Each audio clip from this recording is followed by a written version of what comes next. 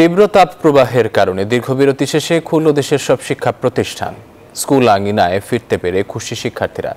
শিক্ষকরা বলছেন বন্ধের সময়ও শিক্ষার্থীদের দেওয়া হয়েছে নানা পরামর্শ। নাইমাল জিকোর প্রতিবেদনে বিস্তারিত।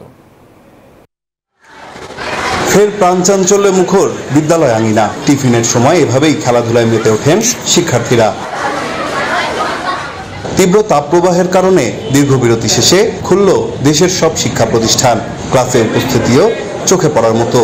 শিক্ষার্থীদের কণ্ঠেও উচ্ছ্বাসের সুর। ওয়ালটন ফ্রিজ কিনে অনেকের মতো আপনিও হয়ে যেতে পারেন মিলেনিয়াল। সেরা পণ্যের সেরা অফার। রবিবার ক্লাস হয়েছিল, পরে আবার তীব্র গরমের কারণে বন্ধ করে দেওয়া হয়েছে। তো আজকে আবার আমাদের ক্লাসটা ভালোই হয়েছে, কারণ আজকে একটু গরমটা কম রয়েছে। বাসায় আমরা যে পড়াগুলো আমাদের পিছনের পড়াগুলো ছিল সেগুলো বসে বসে রিভিশন দিয়েছি, তো আমার কাছে মনে হয় না যে অতটা ক্ষতি হয়েছে। খুব ভালো লাগছে, আবার বন্ধুদের সঙ্গে দেখা করতে পারছি এবং টিচারদের সঙ্গে দেখা করতে পেরে খুব ভালো লাগছে। মাসখানেক বন্ধ ছিল স্কুল কলেজ মাদ্রাসা, তাই ক্ষতি পুষিয়ে নিতে পুরোদমে ক্লাস শুরু। চলছে পরীক্ষাও।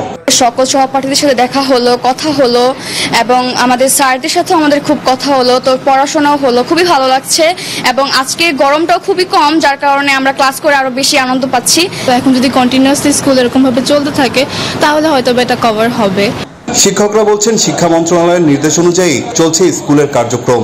যে নির্দেশনাটা দেয়া আছে সেটা নিয়ে আমাদের জন্য একটু কঠিন হয়ে গিয়েছে। আমরা তো 2 শিফটে বাচ্চাদের যে অল্প সময়ের জন্য আনবো, এত অল্প সময়ের জন্য আবার প্যারেন্টসরা আসা যাওয়াও একটা হ্যাসেল, সবকিছু মিলে। যেভাবে তাপমাত্রা বেড়েছে এই এপ্রিলের শেষ থেকে মের প্রথম দিক দিয়ে, যেইটুকু ক্ষতি হয়েছে আমরা বিকল্প ব্যবস্থায় চিন্তা করছি কিভাবে ক্ষতিটুকু পুষিয়ে নেওয়া যায়।